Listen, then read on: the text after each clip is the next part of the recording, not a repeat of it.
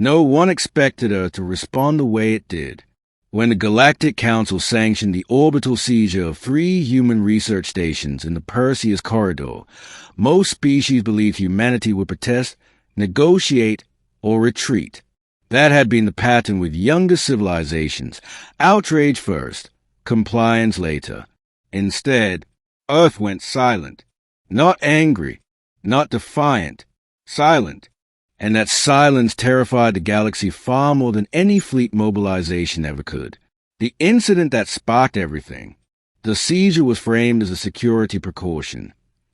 Council fleets boarded Station Atlas, Alios Outpost, and Meridian Gate, human research hubs studying deep space physics, subspace navigation, and biological adaptation in hostile environments. Over 2,000 civilian scientists were detained. No weapons were found. No violations proven. The Council claimed authority. Earth demanded immediate release. The Council delayed. That delay cost them everything. Humanity's response. Phase 1. No fleets moved. No threats were issued. Instead, Earth activated a classified protocol known as Project Aegis Black, a contingency designed not for war, but for collapse. Human corporations quietly terminated supply contracts across 15 council systems. Energy exports halted. Medical shipments stopped. Data sharing nodes went dark. Navigation network updates ceased. The council initially dismissed this as coincidence. It wasn't.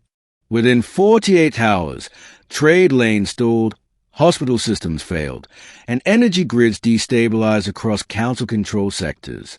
Still, Earth said nothing. The silence becomes deafening. Council diplomats demanded negotiations. Earth refused. Instead, Earth sent one message to every known species simultaneously. Our civilians have been unlawfully detained. Return them. No ultimatums. No countdown. No threats. Just certainty. The Council refused again. They believed Earth was bluffing. They were catastrophically wrong. Phase 2.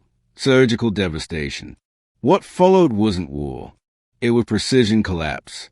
Human cyber warfare divisions targeted Council infrastructure, not military assets, but logistics networks. Port scheduling algorithms failed. Interstellar insurance databases corrupted. Navigation buoy synchronization collapsed.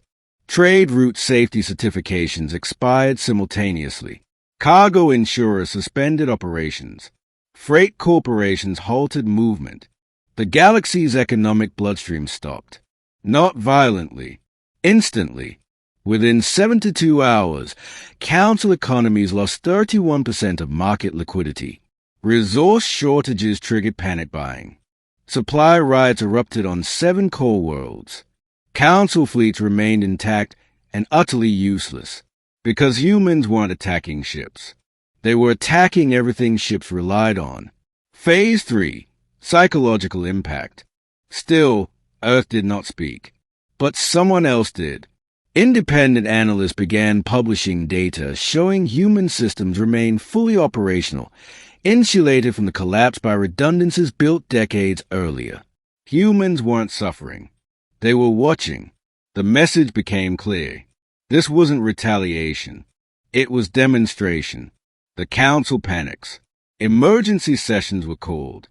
Delegates screamed accusations across the chamber. Military leaders demanded permission to strike Earth. But analysts warned. Human fleets weren't mobilizing, which meant Earth wasn't preparing for war. They were executing punishment, and there was no obvious way to stop it. Council Speaker Threxon finally ordered the detainees released, but Earth did not respond. Another 12 hours passed, and then Phase 4 began. Phase 4, total isolation. Human intelligence units activated dormant treaty clauses, severing Council access to dozens of interspecies data networks. Quantum com relays fell silent. Banking verification nodes failed. Scientific archives locked out Council credentials. Council ships found their navigation databases corrupted. unable to calculate safe jumps without human-certified charts. The galaxy wasn't just destabilizing. It was blind, panicked, lost, and still, Earth said nothing. The breaking point, 9 to 6 hours after the seizures, Council Speaker Threxon personally transmitted an emergency appeal. "This has gone far enough," he said. "We will return your people. Immediately, cease these operations." Earth replied within seconds, "Confirm release." Minutes later, biometric verification arrived. 2,312 human civilians alive, unharmed, and evacuated. The galaxy exhaled. Earth did not. The final strike.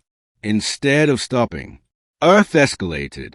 Human fleets executed synchronized maneuvers across 3 border regions, not attacking, not invading, simply positioning, not threatening, informing. Every fleet carried one message broadcast on open channels: "Do not test us again." Then, Earth restored every system. Instantly, trade resumed. Energy grids stabilized. Navigation networks synchronized.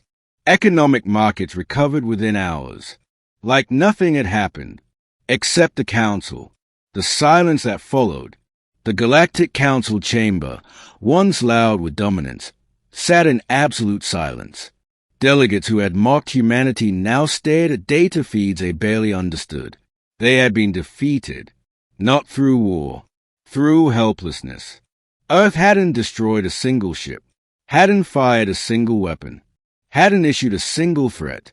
They had simply removed the galaxy's ability to function and restored it at will. The psychological impact was devastating. The truth comes out. Independent investigations reveal what Earth had built in secret for decades.